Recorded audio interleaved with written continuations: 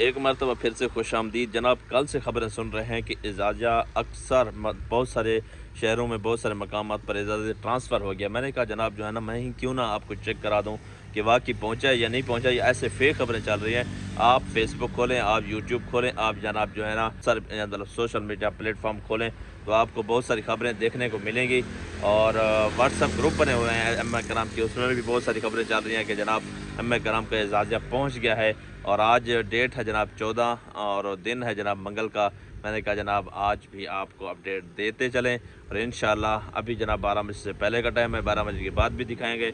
और आज उम्मीद काफ़ी है कि इजाज़त ट्रांसफ़र हो जाएगा और 100 में से जनाब 90% चांस इस वक्त मौजूद हैं, क्योंकि जनाब कल जो बिल पास हुआ था वो 3 माह का अम्मा कराम का जनाब जो है ना वो इजाज़ा उनको देने का फ़ैसला किया था। मतलब 3 माह टाइम पे मिलेगा और उसके साथ साथ जनाब जैसे ही ये ख़त्म होगा फिर अगला बिल पास होगा। इस तरीके से जनाब जो है ना इजाज़ा अम्मा कराम को तो मिलने वाला है, लेकिन जनाब मैं आपको डिटेल बताता चलूँ।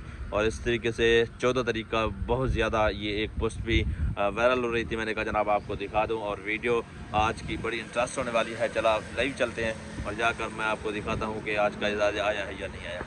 चलें जी, हम जा रहे हैं इस वक्त ATM पे और वही रूटीन पे, और इंशाल्लाह आपका भाई आपका साथ रहेगा और आपको मुकम्मल अपडेट देता रहेगा। वही रात बारिश आई है इधर मुल्तान में, तो यहाँ पे जनाब बड़ा ही सुबह सुबह ठंडा माहौल है।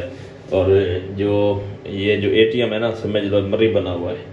अच्छा जी, बिस्मिल्लाहिर्रहमानिर्रहीम लगा के ATM हम लगा देते हैं।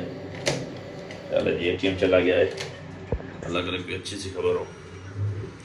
चलें जी, ATM चेक हो रहा है। तो दोस्तों अपनी राय का इज़हार ज़रूर करना है और बताना है कि मैं आपको मुकम्मल बैक टू बैक बताता रहता हूँ, कोड मिलाता हूँ।